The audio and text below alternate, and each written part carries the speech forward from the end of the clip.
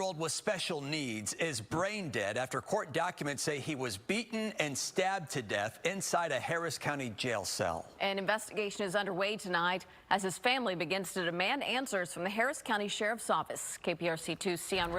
Okay, so they're saying he was stabbed to death, and now they're saying he's brain dead. I don't know which one is it, but I'm going to keep it going. Rhodes is live for us with the details. Sion, what is his family saying? Well, Lauren, they say they just don't understand how this could happen after they asked the sheriff's office to protect their son.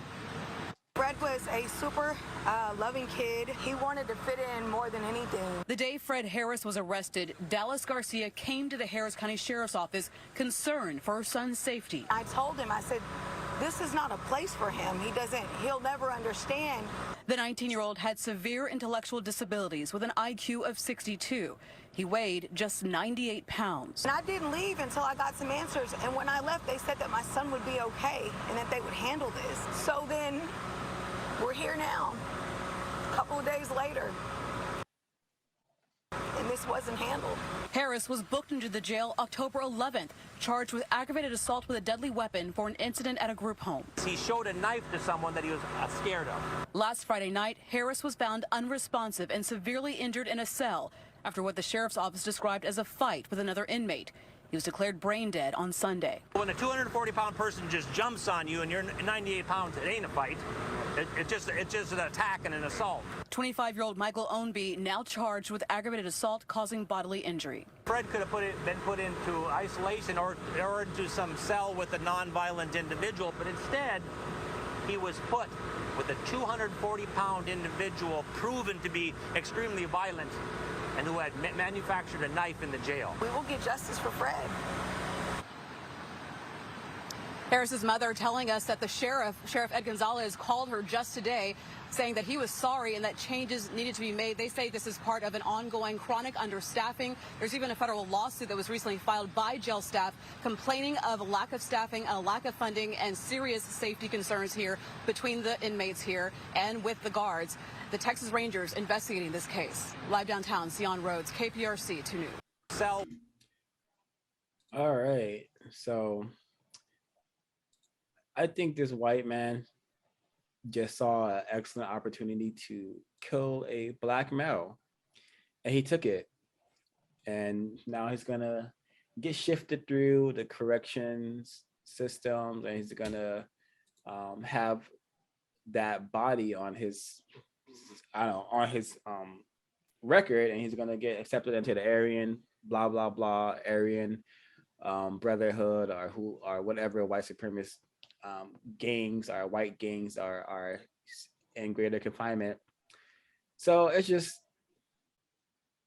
it's the first issue is this is what happens when we're not suspicious of white people, we're not suspicious of race soldiers or their institutions, because the black female, she believed them. She thought her offspring would be okay, instead of this is why it's super important to teach your offspring about racism and white supremacy, what it is and how it works.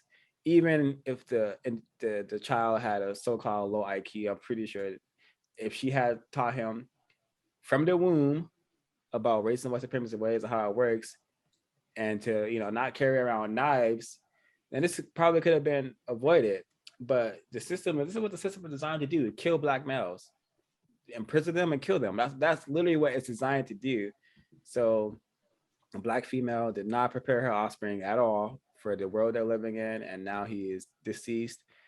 This white man took an opportunity to kill the prey. In the system of white supremacy, we are the prey. We are the prey. This is why there's a long legacy and tradition of hunting big black animals. They call them bucks, but buck was often associated with black males. So it's just in our face 24/7, and just super tragic and super sad situation.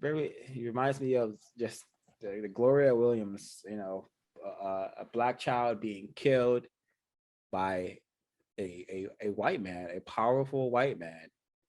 And this is what it means to be in a system of white supremacy. At any moment you can find yourself in greater confinement, or at any moment you can find yourself being killed. So do not have offspring if you do not have the will or ability to teach your offspring about the system. We don't need any more confused slaves running around here. We really don't. We just need soldiers. We need serious warriors and the war against white supremacy, because we don't have that many. And the ones that we do have or we did have often get eliminated because they didn't have the correct counter-racist code. So, as long as we live in a system of white supremacy, things like this should be expected. Doesn't mean we shouldn't be working to prevent them from happening. So eventually we could have a system of justice where it never happens again. And we look back on how we used to live and say, wow, yeah, white people really did a number on us, but it's glad to be out that system. But we're never going to get that time. We're never going to get that reality if we don't work for it and develop an effective number. Ain't gonna get it by listening to rap all day, smoking weed all day.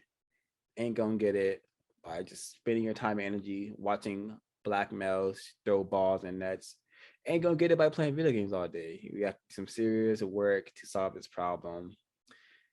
Definitely not gonna get it going to the nail salon, going to the beauty supply store. We need to be focused on the enemy, like the enemy is focused on us 24/7. Any comments on this clip, this terrorist attack?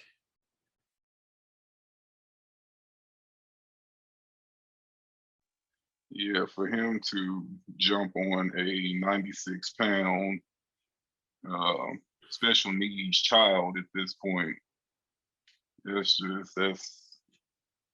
he obviously hadn't done that with a fully grown black male, and this was his opportunity, locked in a cage, mind you.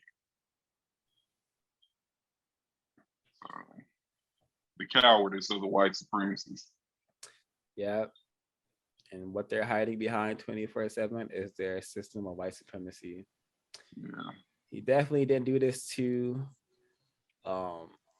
an old timer or just any black male, any other black male who was not 96 pounds would have been able to survive this attack. But animals, when they're hunting their prey, they're very, very sophisticated and smart. So he chose his prey wisely, and now he's gonna get shuffled through this system, being able to say he killed a nigger. Yeah, I think it's interesting that the report doesn't say anything about potential racism, white supremacy on the part of the white male that attacked, that killed the black male, and it's also, I think they should probably check and see if there's any kind of attempted sexual assault, because I probably you never know. He's like quite a smaller. The black male is quite a lot smaller than the white male as well, so he probably attempted to defend himself against some sort of thing like that taking place in a confined cell like that. So yeah, there's a lot to this probably that might be revealed, that might not though. Let's not hold our breath for any kind of quote unquote justice for this thing. It's like the latest in a long line of stuff that happens in grey confinement every single day around the world, in this country, in America, and wherever. It happens all the time. Unfortunate. Yeah, correct. And we heard that word a ton. Justice for this, for Treasurer Hendricks, justice for Fred, justice for all the victims of white supremacy. But I think when they say justice, they either don't know what it means, or they thinking justice is a person being in jail or being held accountable, whatever that means. Justice is guaranteeing no one is allowed to be mistreated, and those who need help receive help. The people who need help the most right now are black people, not white people, because we have just been sabotaged, retarded to such a degree where we don't even know what the hell is going on.